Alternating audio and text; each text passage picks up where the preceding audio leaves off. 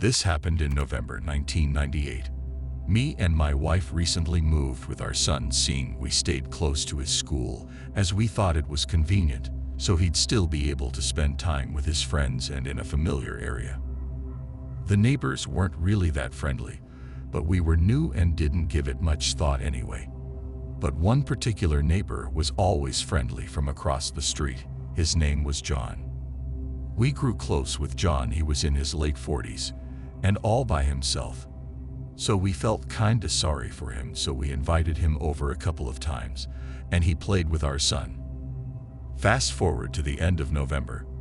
It was a weekend night. We decided that Scene could have a sleepover here with 4 friends. My wife wasn't home for whatever reason, so I had to keep a close watch on them without making it too obvious. They were all in Scene's room making a lot of noise, and when things would either get too quiet or too loud, I would sneak over to the bedroom door and just listen what was going on. You may think that's weird, but this was my wife's instructions, and any married man knows you never want to go against what your wife tells you to do. When it was getting a little loud, I went to the door and heard that they all just simply playing with Legos and other toys very loudly, so I went back to the living room to watch television.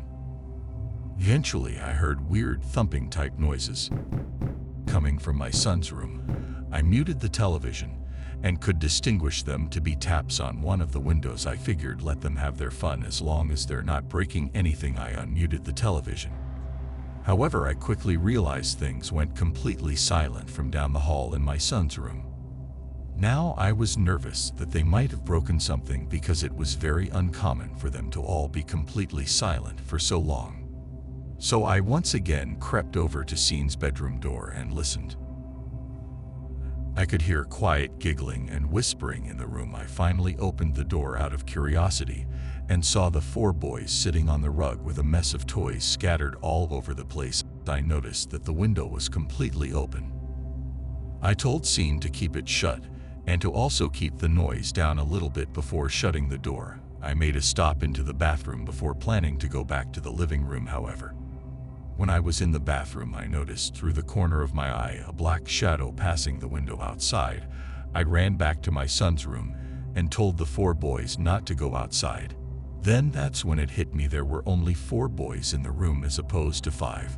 Scene's friend Tom was missing, and in a panic I yelled at Scene to tell me where he was, and they all pointed to the open window. Scene said that he left with the pirate to go find the treasure. I felt a mixture of feelings in my stomach, but mostly like it was about to explode. I wouldn't be able to fit through that window, so I ran out the front door and caught my neighbor John holding Tom's hand walking towards a car. I yelled at him to stop. They both turned around, and then John let go of Tom, hopped into his car, and floored it down the street. I ran to grab Tom and brought him back inside. I was no longer comfortable with this sleepover and called all of the parents, told them what happened, and suggested to pick up their kids, which is exactly what they did.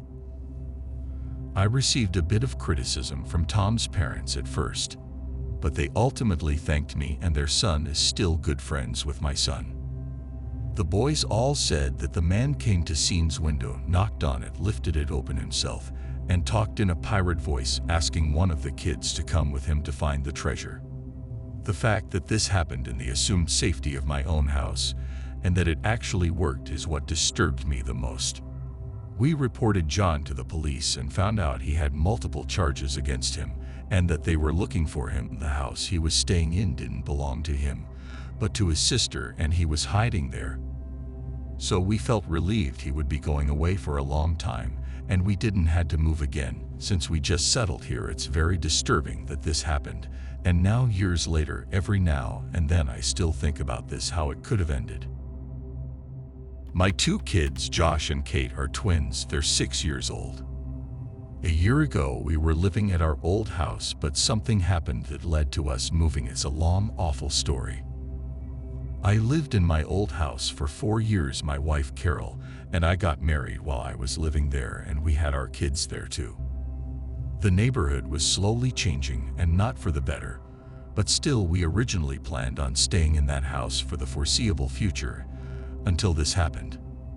We were a corner house, and the house behind us on the intersecting road was covered by a bunch of tall trees and bushes, so we hardly ever saw those neighbors. Our neighbor on the right, however, his name was Steve. He had just moved there less than a year ago. At the time, I had only ever spoken to him a couple of times. Both times I could hardly understand what he was saying because of his heavy accent, and he just overall didn't seem like the friendliest guy. Two of his windows overlooked our backyard. There wasn't much privacy, but whatever rooms the two windows were that overlooked the backyard, I had never seen the lights on in either of them. So I always assumed it was an unused guest room or something of that nature. One day in the summertime, Josh and Kate were playing in the backyard in their blow-up pool and with their water guns while I was outside doing yard work.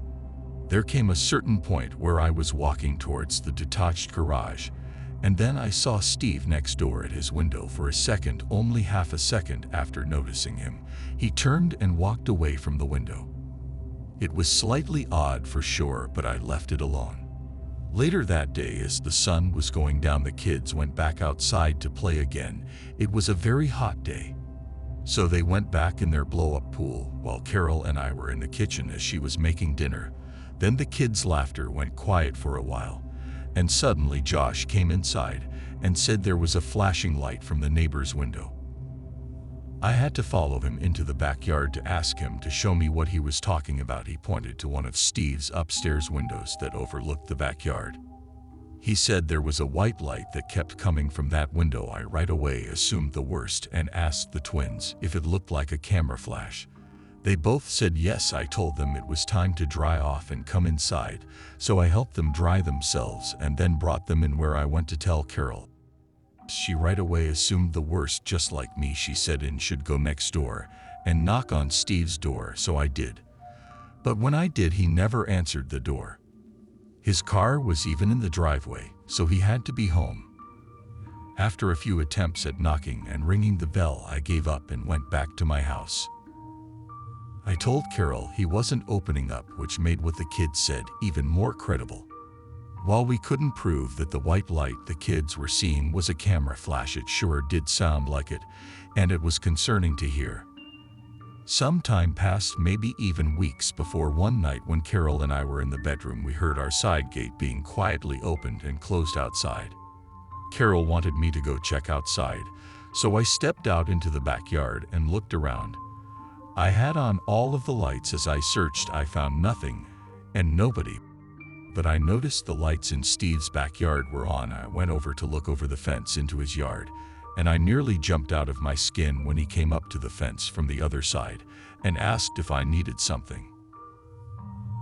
Asked him if he'd seen or heard anyone sneaking through our yard.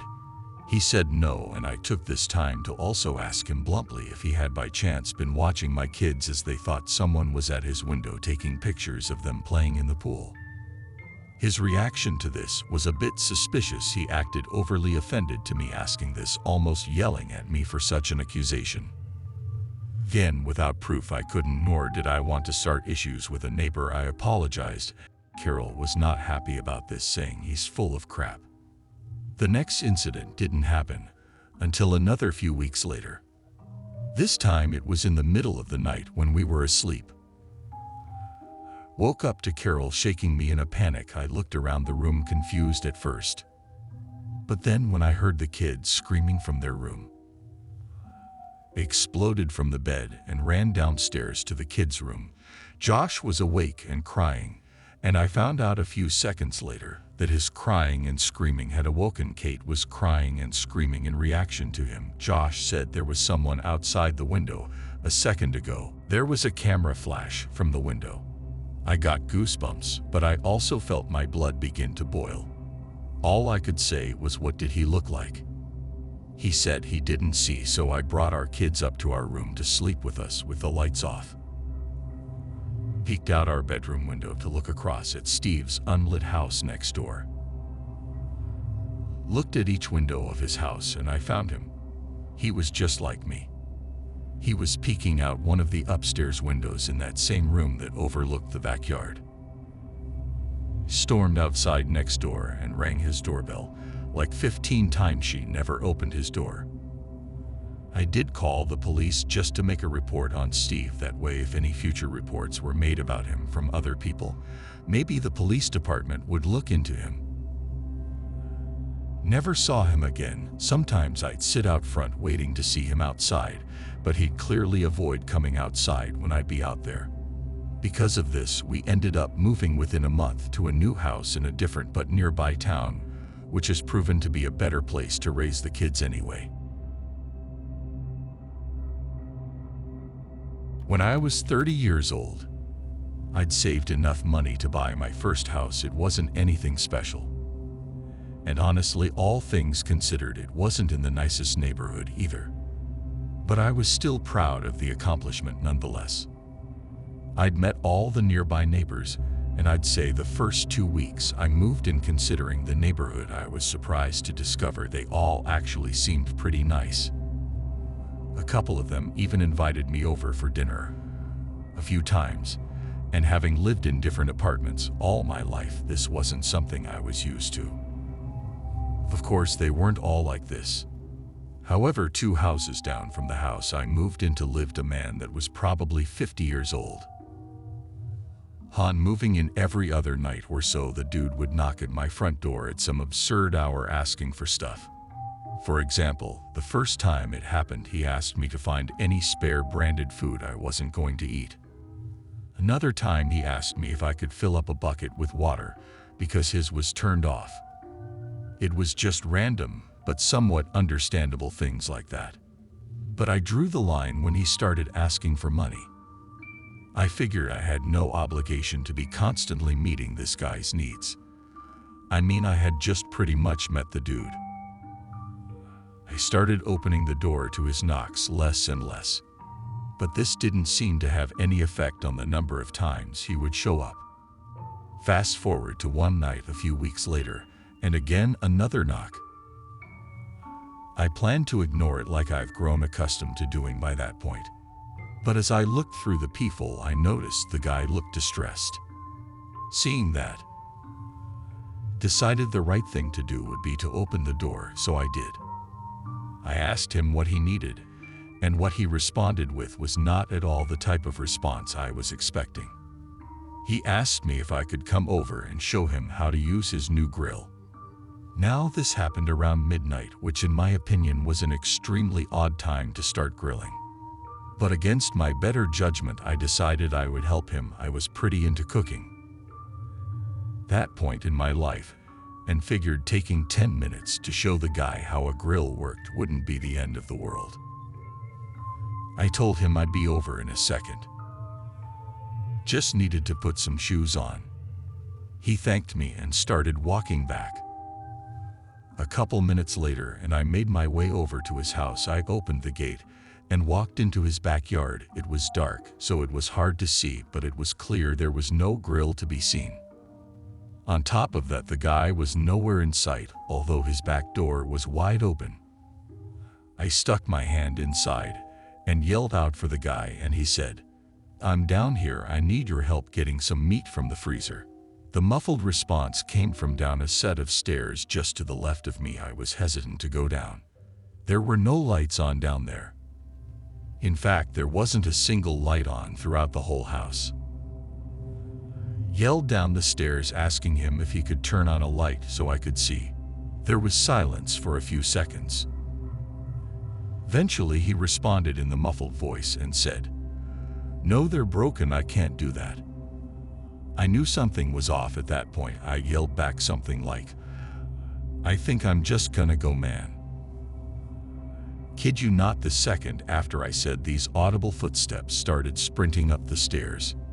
My flight reaction kicked in immediately. I ran directly back to my house and locked the door behind me. I pulled back a set of curtains and looked out one of my windows, but I didn't see anything. I was terrified.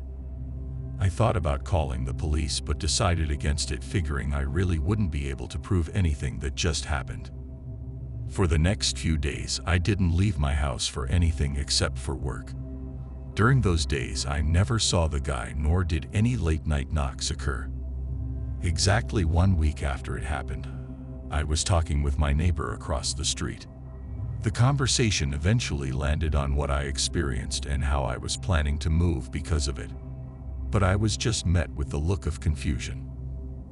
I was then informed that no one lived in that house I was talking about. It had been abandoned for 2 years. This prompted my neighbor to call the police. However, the police would find nothing inside or around the house. I sold my house and moved out, so that's all I know. I'm not sure if anything else came from the situation or not. I still don't know who that guy was or what he was trying to lure me into. Please remember to like, subscribe, and enable the bell notifications. Additionally, if you could share this video, it will be very beneficial to our channel. Tell us what you'd like to hear next in the comment section. Good night. Sleep tight.